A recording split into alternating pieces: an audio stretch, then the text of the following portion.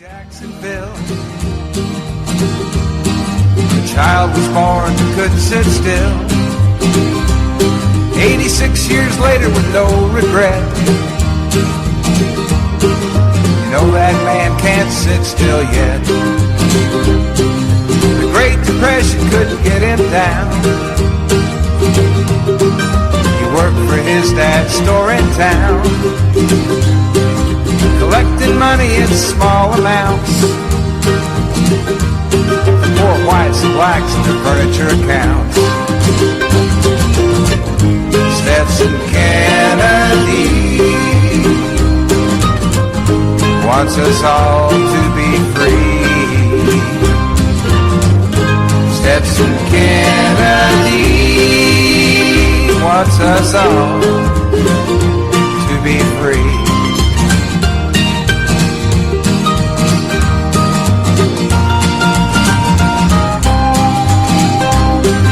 As he'd collect, he'd talk to folks. He'd hear legends, tales, songs, and jokes. Now this fine treasure he'd record and write. He was colorblind, didn't see black and white. Writer's project for the WPA. Zora Neale Hurston, he earned his pay. Crackers and blacks, they talked for hours. It was a barefoot history of this land of flowers.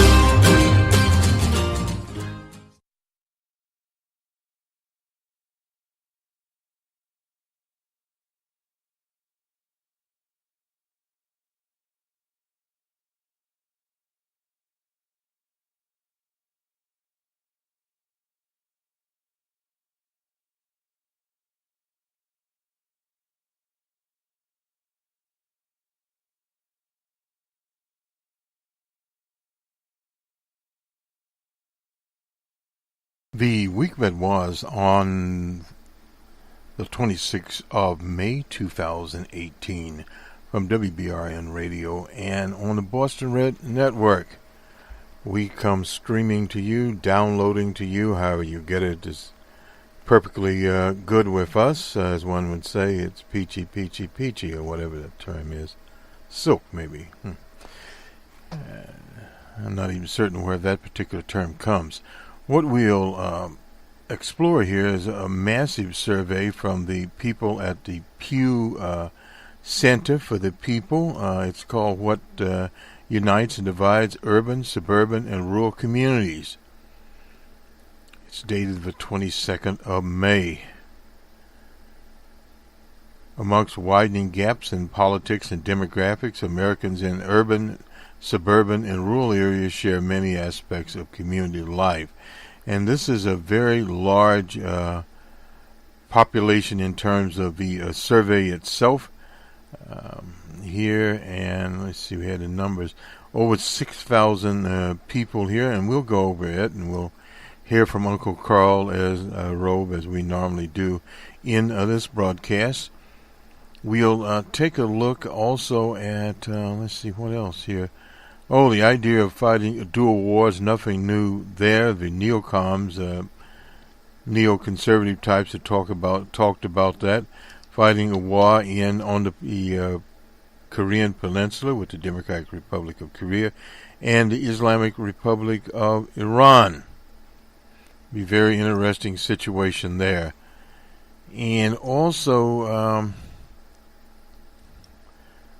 DJ Trump takes an aim at his slow destruction of the federal bureaucracy and federal workers. He issued an executive order rolling back civil service protections. Now, I'm not certain if he can do this, but we'll explore it.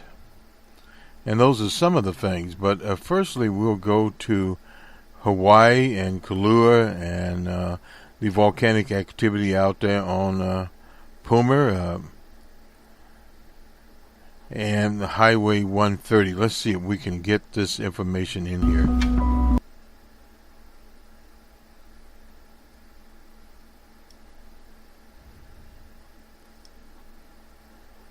This is from Hawaii News Now, and we'll Try to make certain that we get this very short little piece here. Well, we try in each one of our reports to get some local news if we can do it. And now to the latest on the Kilauea eruption. 82 structures have been destroyed by lava. That's the latest number from Civil Defense. The flow can be seen from space, and now more than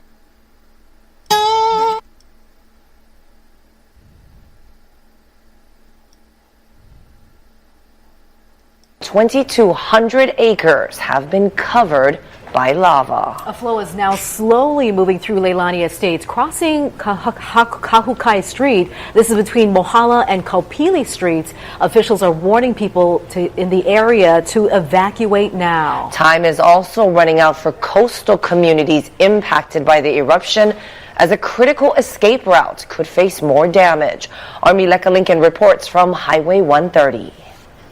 Right now, Highway 130 is the only way into and out of residential areas like Kalapana, Kaimu, Kehena, Opihikau, as a result of the road closure of Highway 137 between Pohoiki and Kamaili roads, where lava continues to cross the roadway and pour into the ocean. The Hawaii County Civil Defense Agency is monitoring Highway 130 closely for any potential changes in structural integrity or dangerous levels of sulfur dioxide release, with consistent temperature and gas checks. Even though the steel plates have slightly heated in the areas of 130, the steel plates are heat resistant and are still safe. Officials have been able to maintain 2 lanes of traffic for now, but experts admit the situation could change at a moment's notice as steam continues rising and cracks keep widening. But if Highway 130 is somehow cut off, officials are preparing for the possibility of air evacuations with help from the Marine Sea Stallion helicopters. Our tasking is essentially to take 400 people within 4 hours from the furthest LZ south up to Hilo to be evacuated. Not everyone will need to go to Hilo. Nearly 24 landing zones have been identified across Kea'au and Pahoa. Pilots can move 43 passengers per aircraft at a time. Flight crews are on standby 24 hours a day and are prepared to be wheels up within an hour. State transportation officials tell us they hope to be able to keep Highway 130 open for as long as safely possible. But they understand that conditions can change quickly. We would advise anyone in Hawaii in the Palmyra area to evacuate if they can. This is a very, very dangerous situation there on the Big Island, no doubt about it. They've had breaking points there, you can understand that. The lava was floating down the street like pancakes on Boston, literally, and heading towards the sea. And also the atmospheric conditions are not the best. Face masks were given out, 18,000 or more, and perhaps they're still giving those out. We didn't have a report on that particular development. So stay tuned for that on all of our programs as we move along. Some programming notes here, incidentally, because of the holiday here in the U.S. Called Decoration of Memorial Day. We'll have a special program on that particular day featuring parts of a speech by the former President Jimmy Carter of Georgia. He was speaking at the Liberty University to a commencement address. He addresses some of the timely issues in the American body politic, so we decided we would offer that particular address up as part of our Memorial Day coverage on a Monday. Also, we'll have the Monday morning quarterback and an open source report, and of course we'll have numbers, man. Quite a few things going on at WBRN and on the Boston Red Network this week. But let's go now to the Pew Center, and then we'll hear from Uncle Carl. Let me a second here. Yeah, here we go. This is this massive survey here. We will append this on some of our stations, on some of our outlets, I should say. This is large demographic shifts. I won't read the whole thing, but just parts of it are reshaping America. The country is growing in numbers. It is becoming more racially and ethnically diverse, and the population is aging. But according to a new analysis by the Pew Research Center, these trends are playing out different ways across community types. Urban areas are on the leading edge of racial and ethnic diversity change, with non-Europeans now a clear majority of population in urban counties, while solid majorities in suburban and rural areas are European, as they have been. Urban and suburban counties are gaining population due to the influx of immigrants in both types of counties, as well as domestic migration into suburban areas. In contrast, rural counties have made only minimal gains since 2000. That would be roughly, 18 years ago. While the population is growing in all three communities, this is happening more rapidly in suburbia than in urban and rural communities. Very interesting dynamic there. At the same time, urban and rural communities are becoming increasingly different from each other politically. Adults in urban counties, long aligned with the Democratic Party, have even more to the left in recent years. Today, twice as many urban voters identify as Democrats or leaning as Democrats as affiliated with the Grand Old Party. For their part, rural adults have moved more firmly into the Republican Party. They've been there for a very long time, since Tricky Dick Nixon. More than half, 54% of rural voters identified with or leaning to the GOP, while 38% are Democrats or leaning to Democrats. It's almost 40% there. Against this backdrop, a new Pew Research Center survey finds that many urban and rural residents feel misunderstood and looked down on by Americans living in other types of communities. About 2/3 or more in urban and rural communities say people in other types of communities don't understand the problems people face in their communities, and the majority of urban and rural residents say people don't live in their type of community have a negative view, no doubt about that. In contrast, more suburban Knights, say people who don't live in the suburbs, have a positive view of those who do. Defining what is urban, what is suburban. Urban and suburban communities based upon respondents answering the following questions. Would you desire the community where you currently live? How do you describe it? I'm sorry. Urban, suburban, or rural. The analysis: urban, suburban, and rural communities are changing along with demographics. No doubt about this. I won't.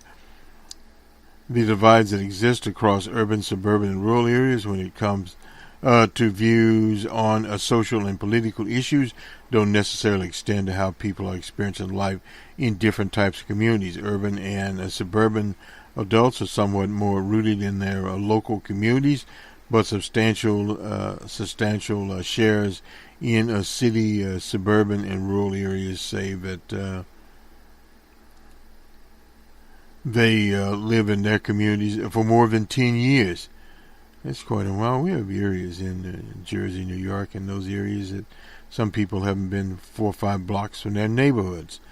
Adults who currently live in or near places where they grew up, roughly half in rural areas, about 4 in 10 in cities and suburban areas. One of the more interesting things in some of these rural areas that people work in nearby cities are towns, and some places distances of 30, 40, and 50 miles. In other words, they cannot find suitable work where they live. That is a phenomenon you'll see in the Midwest, in parts of the South, and some in the far West. A little different in California. Won't go into that now, but when it comes to availability of jobs, rural adults are somewhat more likely to say that a major problem is where they live, 42%, but substantial share of urban dwellers, 34%, say the same thing, significantly higher than the share in suburban communities, 22%. other problems as affordable housing in cities, access to public transportation in rural areas. Now, the survey here was 6,251 adults were contacted between February 26 and March 11 using the Pew Center American Trends panel. It explored attitudes and experiences of Americans in those areas as outlined. There are significant gaps in measurements of economic well-being in urban, suburban, and rural areas. In addition to diverse demographic trends taking place in the affected areas, analysis found that rural counties are lagging behind their urban and suburban counterparts when it comes to some measurements related to economic well-being. And they give the average salaries, and these are just the average. In urban areas, about $49,000. This is 2016. And 46,000 in suburban areas. They didn't talk about the extraburbs here. And 35,000 in rural areas. That would be the average, and not really what it would be, and a lot it would depend on. While the number of employed adults, 25 to 54, rose in urban and suburban counties since 2000. It declined in rural counties. And that's also, a lot of that is to demographics. Many of the small towns are core centers in some of these counties are occupied by people that are 65 plus. That particularly we see that in places like West Virginia, Commonwealth of Kentucky, etc. 51% compared with 31% in the city, 23% in rural areas. These are people living in poverty. Overall poverty rate is somewhat higher in rural areas, 18%, and urban 17%, while suburban areas 14%. The poverty rate in suburban and extraburbs has been increasing, particularly older ones. Majority of Americans in urban, 68%, suburbia 59%, and rural 62%. Say they don't currently have enough income to live the kind of lifestyle they would want to live. But while about half in the city, 46%, 49% in suburban areas, and 63% of adults in rural areas who say they don't currently have enough income. There's a problem in income disparity across a general situation there.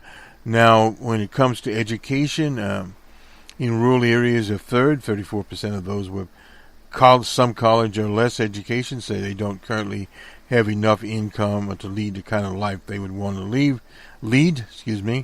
High shares in cities, 49%, and suburban areas, 46%. Say this is the case. In contrast, similar shares of those with a college degree or more education, urban areas 53%, suburban areas 58%, and 53% in rural areas think they will eventually have enough income to lead their type of lifestyle. Very optimistic, I suppose. About 7 in 10 rural residents, 71%, and somewhat narrow majorities in suburban areas, 61 and 57% in urban areas say rural areas receive less than of their fair share of federal dollars. Those views don't vary considerably across demographics or partisan lines. One of the things you look at in many of these rural areas, the economy used to be military bases and those sort of things. Now it's went to state-run correction institutions, private correctional institutions that supply much of the labor in these communities. In other words, it's artificially supplied, basically. 6 in 10 rural residents say the values of urban dwellers don't align with theirs. 53% of urban people say the same thing. Urban and rural America differ sharply in their views of key social and political issues, but in some cases they have more to do with partisanship than demographics. This includes DJ Trump, opinions about race, etc. and the identification with the Democratic Party. Other issues across community types remain. Even after controlling for partisanship, rural Republicans are less likely than Republicans in urban areas to say that legalization of same-sex marriage. That's something that fell out of the basically out of the campaign in 2016. Rural residents are far more likely than urban, suburban counterparts to say that, as far as they know, all or most of their neighbors are the same race or ethnicity. 69 versus 53. Urban residents place a higher priority in general on more racially diverse, ethnically diverse neighborhoods. And part of this, depending obviously on where you are. If you look at cities like Oakland and San Francisco, are becoming less diverse. And those are cities with very high income range from the technical makeup. Majority of Republicans in cities, 59%, and Democrats in rural areas, 57%, say that some or most of their neighborhoods share their political views. This is something that has come, and in some cases, people try to seek out those communities. They have concerns, obviously, about what they call drug addiction, significantly along social economic lines. Those without college degrees are more likely than those with more education to say drug addiction is a major problem in their local communities. About half of rural residents, 47%, say they live in or near communities where they grew up. An unusual number there.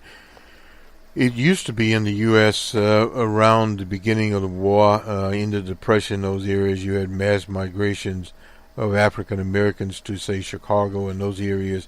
And before, actually, the Depression, these mass migrations, and during the Great Patriotic War in the early and 40s, migrations from the south to the north and to the west. That was for African Americans, for Europeans that lived in those areas moved in mass to places, say, like California, Detroit, etc., to work in factories, car plants, and just stayed behind after it was over. Majority of Americans, 59%, say they feel somewhat attached to their local communities. Some do. But one of the qualifiers there, although they are attached to their local communities, they are also on social media. They use Facebook. Now, granted, with people in their local communities, some actually outreach to other people. About a third say they would want to move to a different community if they could afford to. I agree with many people. And rural residents are more likely than those in cities, suburban, to say they know all or most of their neighbors, but no more likely to interact with them. That's a kind of an interesting situation. That is the Pew. Let's go to Uncle Carl Robe. He's writing in the Wall Street Journal. A grim prognosis for Trump's disarrangement. Anyway, Uncle Carl starts out with Stacey Abrams. She is in Georgia, won the Democratic primary. She's the first African American woman to win a major primary party's nomination for governor in any state. But also an example of the gamble the Democrats are taking in the mid-term season. Like most Democratic candidates for statewide office in the South, Ms. Abrams shows little interest in appealing to independents and disaffected Republicans. She blames the Georgia Democrats' poor showing in 2014 on an effort to appeal to what she called very middle-of-the-road is support for Democrats. Resistant base enough to carry her to. Is it enough to carry her to the governor's mansion? We'll see. But running as a doctrinaire progressive with a heavy-handed appeal to quote unquote he calls minorities, the young unmarried women, is It's a precarious strategy at best, but it's basically the only strategy they have. Red states are rarely turn blue without help of swing voters. It's Abrams who, and see, this is where Uncle Carl gets in here, claims she owes the federal government $54,000. Well, DJ Trump owed the federal government, who knows? In back taxes, needs to carry each target group by massive margins while boosting their share of the turnout. Well, as in many elections, modern time elections, it's all about turnout, getting out your voters.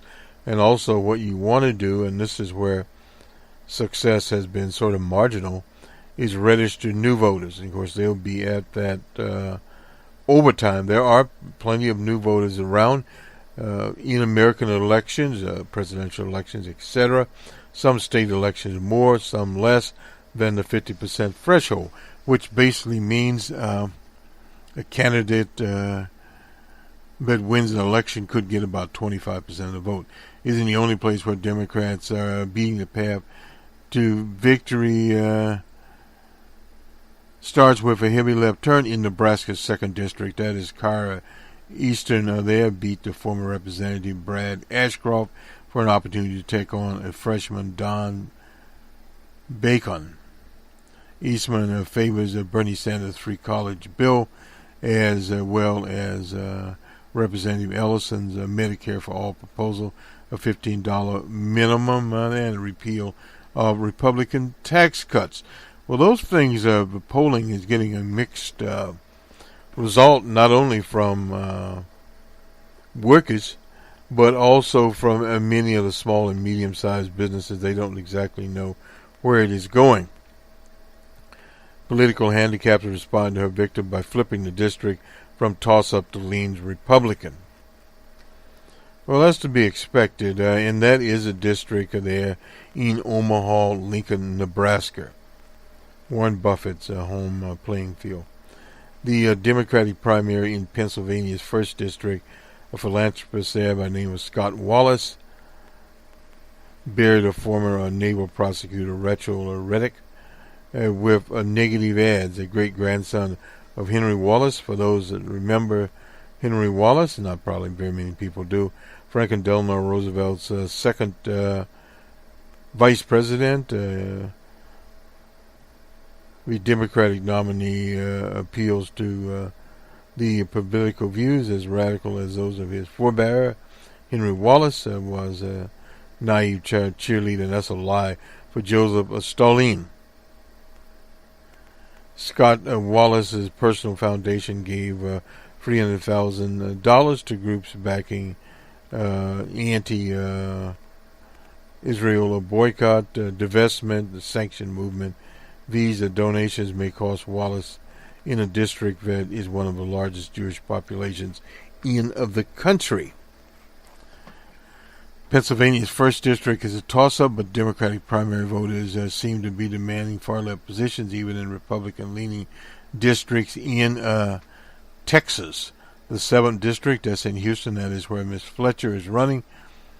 She defeated the candidate we supported, Moser. Anyway, the establishing candidate bested the progressive firebrand Laura Moser in the primary on Tuesday, after moving so far to the left that a debate moderator imploded the women to explain where they disagreed with Clinton. They carried the district by a marginal 1.4%. But the incumbent there, John Cumberson, won the district by 12 points. And the Cook Report calls it a solid Republican district. This is in Houston, Texas, I believe. And in the 22nd District, attorney and former Obama administration official Colin Allred won Tuesday in the runoff. Mr. Allred was be more moderate the candidates in the primary, and his website promised he would empower small businesses. He also endorsed Medicaid for all and repeal of the Republican tax cuts. These candidates' rhetoric may weigh them down in a general election as much as their policy agendas. Allred, for example, says the election is not just Democrats versus Republicans. it is like common sense versus idiocy. He argues Midwesterners who supported Donald Trump were buried in xenophobia and worried Trump will start a war. And we'll get to that in just a minute. It's already being investigated, a war that would end the world. This may be a winning strategy. It may not be. Now, this is the one in G.W. Bush's home district. He's in Houston, which the incumbent there, Pete Sessions, won unopposed the last time, and Willard Romney carried it by 15 points in 2012. But that district has moved more left of center. While we're talking about war, this is the Washington Post. Could the U.S. fight dual wars in North Korea and the Democratic Republic of Iran? It is very doubtful. Mad Dog Mathis is sort of skeptical of this beyond saber-rattling sober reality well known by strategists and planners at the Pentagon. The unlikely worst-case scenario of sliding into open-arm conflict, both in Iran and in the Democratic Republic of Korea, would strain the military, no doubt about that. Defense Secretary Mad Dog Mathis has repeatedly warned that an open conflict on the Korean Peninsula alone would be catastrophic, no doubt about that. Hundreds of thousands of people would die. Now, a conflict with Iran is probably more likely because of the close proximity of nations there and the overall struggles with a very aggressive Zionist state in the Israel nation in their bombings of Iran. How long will the Iranians let that go before they respond? And will they move more troops in closer proximity to the Israeli borders? That is a very, very open question. And what is the military position there? Iran has a good air defense system, no doubt about that. And they do have missiles that can fly through the air. And the latest from Tehran is that at the end of May here, which is coming up very, very quickly, if the Europeans do not come out with a game plan to save the nuclear agreement that DJ Trump exited, they will have to move back to business more or less as usual. Now, this is one nation that is used to sanctions, economic violence. They have been in that since 1980, so nothing new to them. They have survived basically almost 30 years, 4 decades, if we want to call it that, 38 years. They can survive. Now, how that will affect petrol, crude oil prices, well, we'll see. At the mark of, $3 a gallon in the U.S. for the driving season is almost there. On the West Coast, it is there. And on the East Coast, it is near. I haven't checked it. We'll get that on Numbers Man. But nonetheless, various people here, both fights would be costly. This is from David Ouchmark. Nick is a senior researcher at the RAND Corporation, former Pentagon strategist in the Clinton and Obama administration. In the end, you would expect the U.S. and its allies to prevail, but at a human and material cost that would be almost incalculable, particularly in the case of Korea. Well, your problem in a military conflict, you look at the social and economic cost of it, and on the Korean Peninsula it would be great.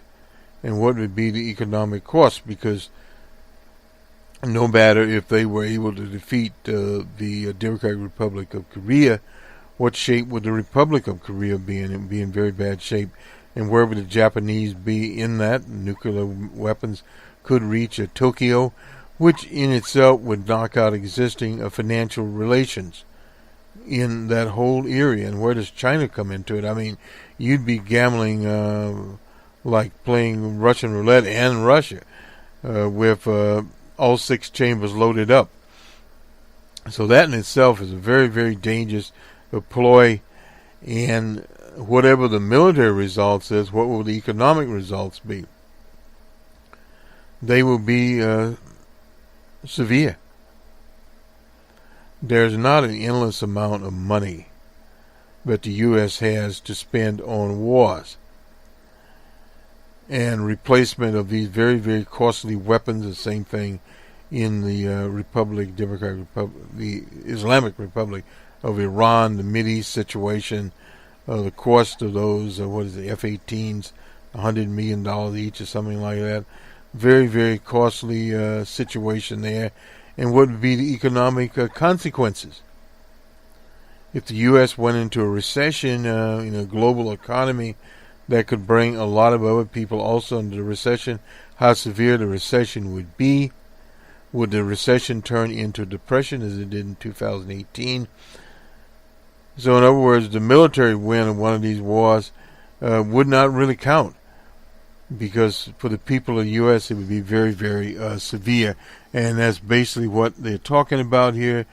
If you want to ensure the Pentagon could actually plan and prepare and resources for potential conflict with China and Russia, then getting into conflict with Iran and the Democratic Republic of Korea is exactly the wrong thing to do. That is from Mara Cartland, Associate Professor at the Johns Hopkins School of Advanced International Studies and former Pentagon strategist. So they're going around here talking to various Pentagon people, period.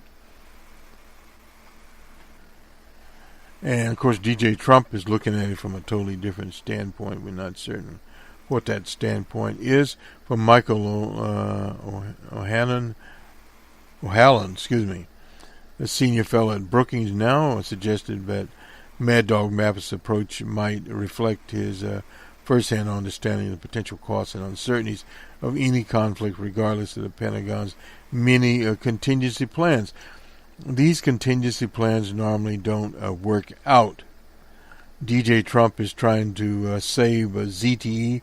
That is a technology company in China that the government of China has a percentage of ownership in there, and require that ZTE purchase U.S. parts.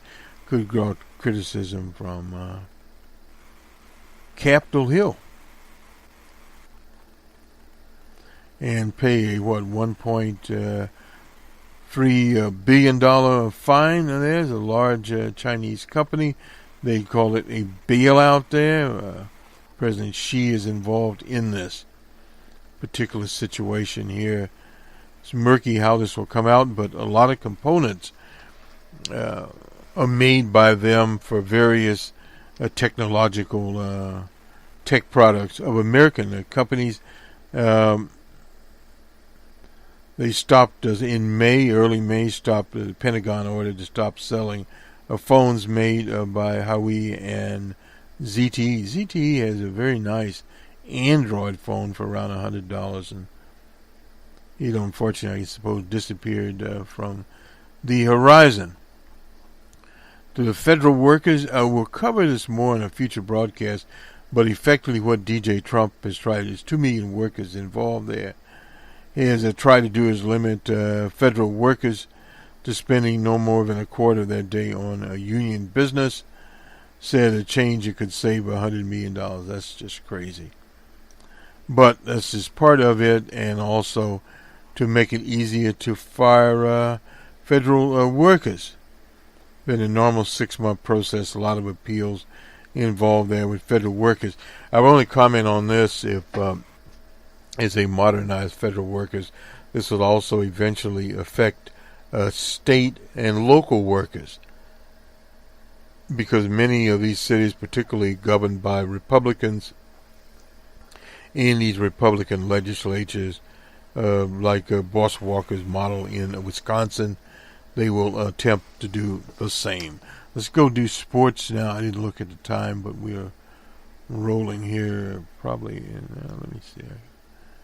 Yeah, we're okay, but anyway, we have time to do the sports.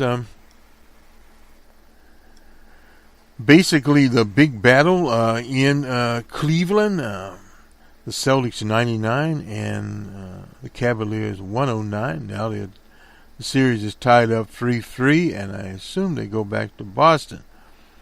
Mr. LeBron James did his part, no doubt about that. Let's see, made his habit of dominating the playoff games at home, and Game 6 was no exception to that, no doubt about it. When the big money was out there, he came in. This is Dateline Cleveland. They play game, what will happen when the Boston Celtics and Cleveland Cavaliers play game 7 on a Sunday. Mr. James has indeed played his final game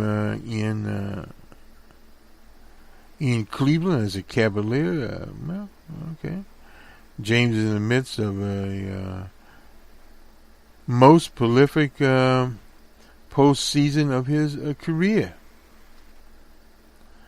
He has done at the Quickham Loan Arena. That's what evidently Quickham Loan has got, the arena there.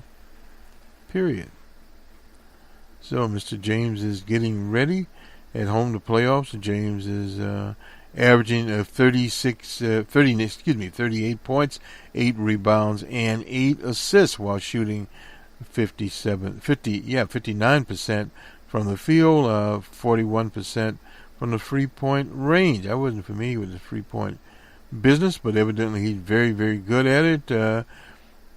He had a 46 point, 12 rebounds, and a 45 point Game 7 against Indiana. And on a Friday night, he had one of his best long-range shooting playoff games of his career, making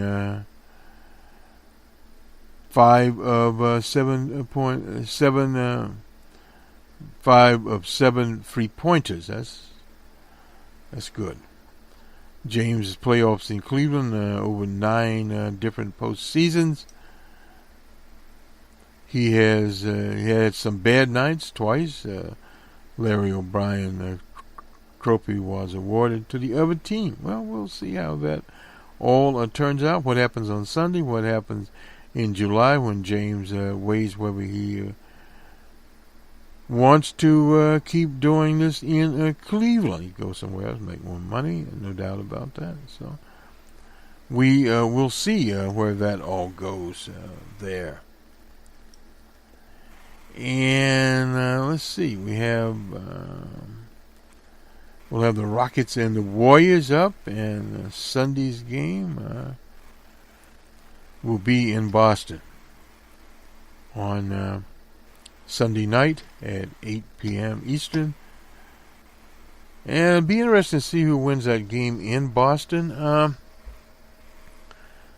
for the Eastern Conference Championship. Will the Celtics come out on top? We're rooting for them anyway. Cleveland's had enough gold rings. On we go. Another NHL, National Hockey League.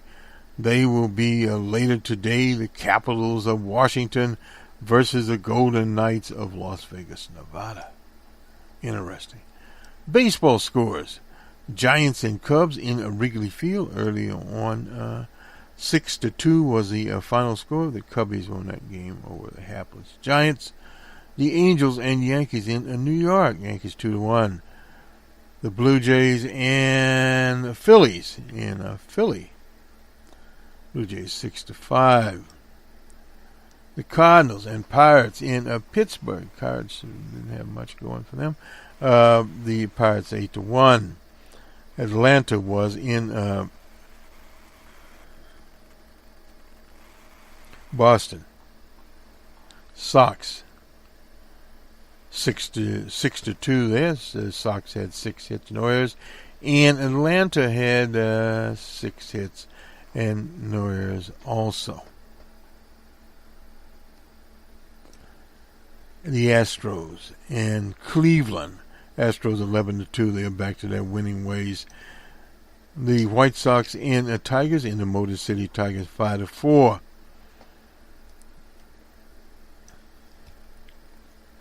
The Nationals and Marlins in Florida. Nationals 9-5. The Orioles and Rays in Florida also, and the Rays, Orioles shut out the Rays. The Orioles are starting to win a few games here. 2-0. The Royals and Rangers in Texas. It was all Rangers 8-4. The Royals had 10 hits and 2 errors, and the Rangers 10 hits and no errors. They won the game. And in 10 in Milwaukee, the Brewers 4-3 over the Mets. And the Reds and Rockets in Denver, the Mile High City. Rockets, the Rockies, 5-4. I got that mixed up with Houston. Anyway, the D-backs and Athletics in Oakland. It was all D-backs 7-1. The Twins and Mariners in Seattle. Mariners 2-1 in that contest. And finally a game, but we watched the Padres and Dodgers in Los Angeles. Dodgers 4-1 there. Mr. Jansen got the save. Mr. Stripling stripped the Padres, I guess one would say that. Nonetheless, this will do it for us. Have a good weekend, everyone, and a good holiday weekend, I should say, going from today on to Monday, and a safe weekend there. Hopefully gasoline won't cost you too much. And we'll return on the Monday Morning Quarterback on our Boston Red part. And as a numbers man financial program, it'll be here this weekend. And the open source report, just as technology, I suppose. So we'll have various hats and gloves we'll be wearing. Who knows, maybe we'll be throwing up juggling instruments and whatever else we can get with all these machinations there. The summit in Singapore, that's DJ Trump, and Field Marshal could possibly happen. Who knows? Pull something out of the hat, flip a coin. Never know from day to day what will happen there. Until literally see the airplanes coming into Singapore and see DJ Trump smiling and Rocket Man smiling and them shaking hands. And who knows what else would go on there.